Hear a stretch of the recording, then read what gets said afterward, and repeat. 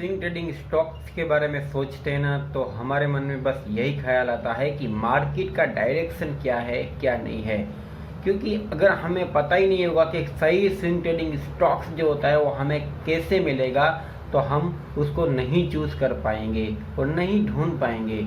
तो आज मैं एक इजी वे लेके आया हूँ जिससे कि आपको ये पता लग सकता है कि आपको नेक्स्ट स्विंग ट्रेडिंग स्टॉक्स जो होता है वो कैसे लेना है।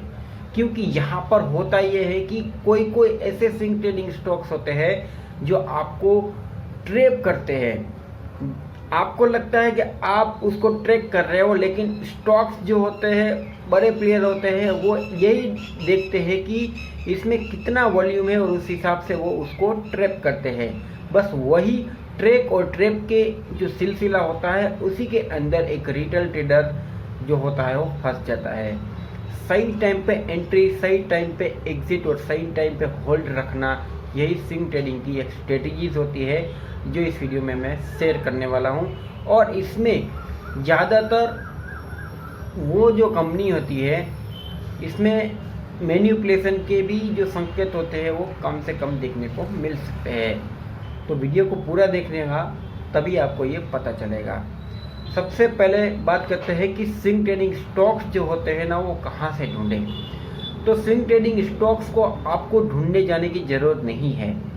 सबसे पहले तो आपको पता होगा कि आईपीओ है वो किसी को नहीं लगता है। ज़्यादातर परसेंट जो लक बाय चांस होता है उसी को आईपीओ लगता है। तो वैसे स्टॉक्स को सबसे पहले तो आप देखो, आईपीओ जो स्टॉक्स के होते हैं उसे देखो। कोई कोई आईपीओ ऐसे होते हैं जो स्टार्टिंग में क्या होता है, लगते नहीं है लेकिन चलते हैं, लेकिन अच्छा परफॉर्मेंस देने के बाद कुछ टाइम के बाद वो मार्केट के साथ उसके भाव में गिर जाते हैं, यानी कि गिरते रहते हैं। फॉर एग्जांपल की बात करें तो जियोफिन 325 और 370 के आसपास गया था और वहाँ से 200 रुपये के एक बॉटम के ऊपर आया जो कि आईपीओ बेस प्राइस के आसपास था। अब यहाँ से वापस वो 330 के आसपास चला गया, यानी कि ऑलमोस्ट हमें 50% के आसपास का अगर एक्सपेक्टेशन अगर हम उसको पकड़ते तो मिल सकता था।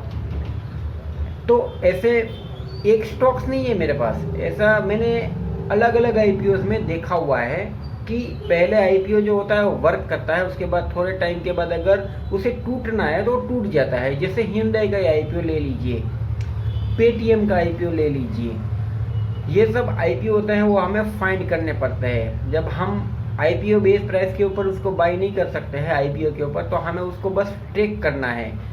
हमें लगता है कि ये आईपीओ प्राइस से सस्ते में मिल रहा है 10%, 20%, 50%, तो हमारे लिए एक बेस्ट अपॉर्चुनिटी रह सकती है। जिसे अभी फ़िलहाल के टाइम के ऊपर ओला जो कि 70 के आसपास इसका आईपीओ था और अभी हाई जो मारा हुआ था वो 120 के आसपास था और अभी 40 के आसपास, यानी कि ऑलमोस्ट 50% के आसपास ये डाउन में है। अब यहाँ पे न्यूज़ बहुत सारी फैली हुई होती है कि भाई अभी ये ख़राब है, आने वाले समय में और ख़राब हो सकता है। हाँ, तो रिस्क होता है यहाँ पे मार्केट में, ऐसा नहीं है, लेकिन कुछ अच्छी न्यूज़, अच्छे क्वार्टर रिजल्ट है वो कुछ ना कुछ हमें स्विंग ट्रेडिंग स्टॉक्स में यहाँ पर देखने को मिलता है।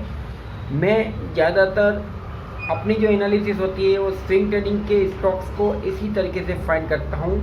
आईपीओ बेस प्राइस से अगर सस्ते में मिलता है तो वो स्टॉक्स में क्या होता है कि नई कंपनी होती है, यानी कि इसमें ज़्यादातर वही लोग इंटरेस्टेड लेते हैं जो कि यहाँ पर लॉन्ग टर्म के लिए जाना चाहते हैं। और हमें स्विंग ट्रेडिंग में छोटा मोटा रिटर्न शायद अगर चल गई कंपनी तो अच्छा सा यहाँ पर दिखा सकती है।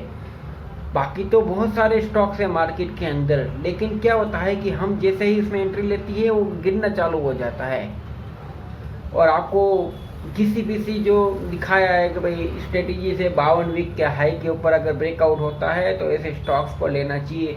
हाँ, ये सिंपल स्ट्रेटजी से अगर आपको नहीं पता है तो मैं आपको बता दूं कि भाई निफ्टी 50 में अगर कोई भी स्टॉक से वो 52 वीक्स के हाई के ऊपर होता है तो हम छोटा ऐसे लगा के इसमें ट्राई कर सकते हैं। लेकिन होता ही है कि अभी 52 वीक के हाई के स्टॉक्स होते हैं उसमें भी फेक ब्रेकआउट बनते रहते हैं, इसीलिए इसमें हमें ध्यान रखना पड़ता है, छोटा ऐसे लगा के ट्राई करनी पड़ती है। लेकिन ये चलता भी है, ऐसा नहीं है कि नहीं चलता है। 52 वीक्स हाई होते हैं वो चलते हैं। अभी MCX था नेक्स्ट मंथ, इसके बाद दालमिया भारत था, ऐसे कुछ ऐसे स्टॉक थे जो कि अच्छा परफॉर्मेंस स्विंग ट्रेडिंग स्टॉक्स के अंदर दे दिया। तो ये जो दो स्ट्रेटेजी से जो मैंने आपको बताई है, अगर अच्छा लगे तो लाइक कर दीजिएगा और मोर वीडियो देखने के लिए चैनल को सब्सक्राइब कीजिए। शेयर मार्केट का फ्री कोर्स फ्री में मैं सिखा सकता हूँ, आप बस चैनल को सब्सक्राइब कीजिए अपने भाई को। अगर आपको लगता है कि बंदा ठीक है तो, क्योंकि मैंने लॉस किया हुआ है इसलिए मार्केट की गहराई को मैं अच्छे से जानता हूँ, और शायद आप नए हो तो मैं आपको बहुत मदद कर सकता हूँ। थैंक यू फॉर वॉचिंग, मिलते हैं नेक्स्ट वीडियो में, धन्यवाद।